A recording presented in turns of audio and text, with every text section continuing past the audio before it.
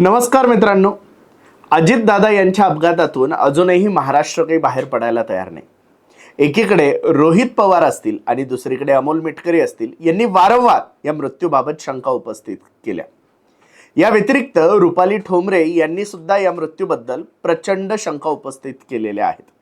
आणि असं असल्यानंतरही DGCA कडून मात्र या सगळ्या अपघाताबद्दल काही गुपित लपवल्यासारखा एक भास तयार केला जातोय आणि ज्यामुळे उभ्या महाराष्ट्रामध्ये शंकेचं वातावरण तयार झालंय. नेमकं काय घडतंय त्याबद्दलच आपल्याला चर्चा करायची आहे. चला तर सुरू करूया. नमस्कार, मी डॉक्टर महेश. आपण बघत आहात गोष्ट छोटी पण डोंगरा एवढी. तर एकूणच अजितदादा यांच्या विमानाला बारामतीमध्ये अपघात झाला. या अपघातानंतर दुसऱ्या दिवसापासून शंकेचा एक कल्लोळ माजला. या विमान कंपनीने हे फॉल्टी विमान भारतामध्ये कसं आणलं, हे विमानचे जे पायलट होते ते ट्रॅफिक मध्ये कसे अडकले, या विमानामध्ये सुरुवातीला 6 जण होते, नंतर 5 जणांच्या बॉडी का सापडल्या, असे असंख्य प्रश्न उपस्थित राहिले. पेपर जळाले नाही, परंतु अजितदादांच्या बॉडीला मात्र पूर्ण जळाली. सुरुवातीला बातम्यांमध्ये सांगितलं गेलं की घड्याळीवरून अजितदादांच्या बॉडीची ओळख पटवल्या गेली, परंतु सगळं जळाल्यानंतर घड्याळ कशी वाचली, नंतर सांगण्यात आलं की घड्याळ मिळालीच नव्हती. म्हणजे एकूणच असंख्य प्रश्नचिन्ह उपस्थित करून अजितदादांचा अंत्यविधी हा झालेला आहे. त्याच्यानंतर लागलीच दुसऱ्या दिवशी सुनेत्रा पवार यांचा शपथविधी करण्यात आला अंत्यविधीच्या दुसऱ्या दिवशी, आणि बऱ्याच प्रश्नांचे उत्तर देण्याचं सरकारकडून टाळलं गेलं. आणि त्यानंतर रोहित पवारांनी एक पत्रकार परिषद घेतली आणि या मृत्यूबाबत संशय उपस्थित केले. अमोल मिटकरी यांनी सुरुवातीला एक ट्विट केलं आणि त्यानंतर त्यांचे वेगवेगळे व्हिडिओ आले. रुपाली ठोंबरे यांनी सुद्धा ट्विट केलं, नंतर वेगवेगळे व्हिडिओ आले.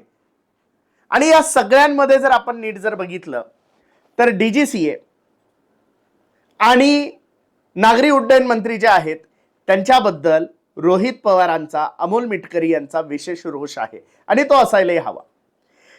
घड्याळ राहिली आहे, परंतु ब्लॅक बॉक्स मात्र पूर्ण जळाला. हे कसं शक्य आहे बरं? ब्लॅक बॉक्स इतका इझिली जर विमान अपघातात जळत असेल तर हे ब्लॅक बॉक्स ठेवलेच काय गेले असतील, असाही प्रश्न उपस्थित होतोय.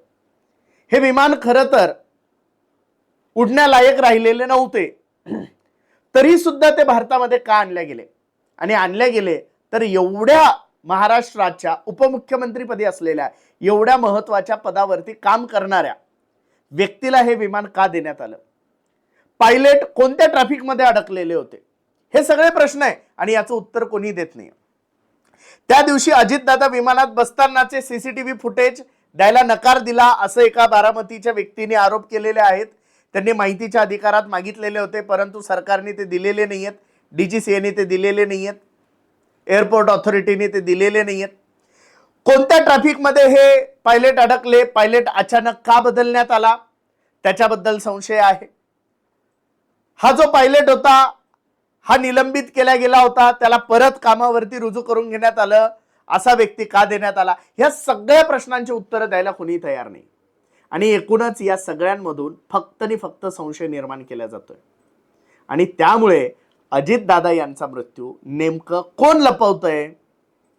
आणि जेव्हा रोहित पवार DGCA वरती आरोप करतात, नागरी उड्डयन मंत्री यांच्यावरती आरोप करतात, त्यावेळेला भाजप या रोहित पवारांना अंगावरती घेताना ट्रोल का करतं, हा मुळात प्रश्न उपस्थित होतोय. म्हणजे जर DGCAची चूक असेल आणि हा अपघात झालेला असेल तर त्यांच्यावरती आरोप करणे, त्यांना प्रश्न विचारणे, याला भाजपच्या ट्रोलर्सने रोहित पवारांना ट्रोल करण्याचं कारण काय.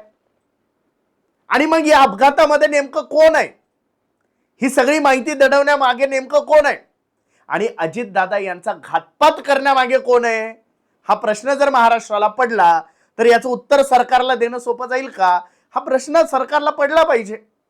म्हणजे एकूणच काय लपवाछपवी चालू आहे.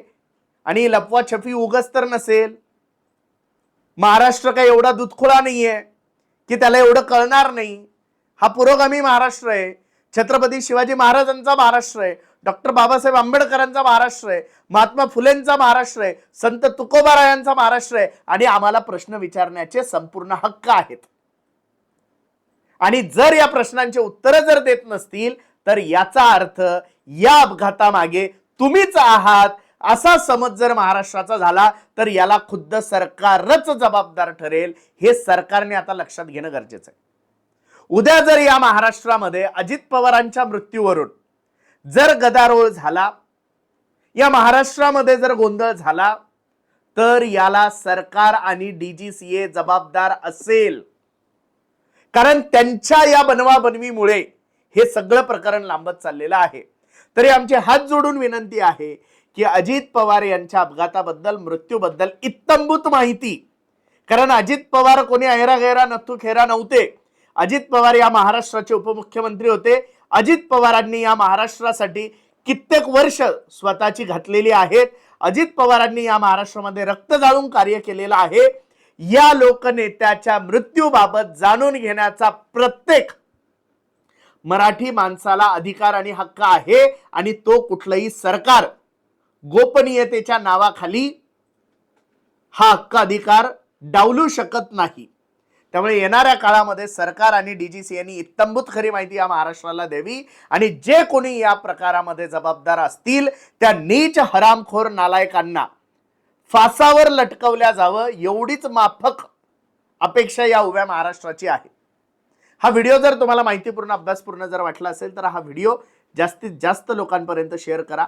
अजूनही जर आपण आमचं हे चॅनल जर सबस्क्राईब केलं नसेल तर या चॅनलला नक्की सबस्क्राईब करा. धन्यवाद.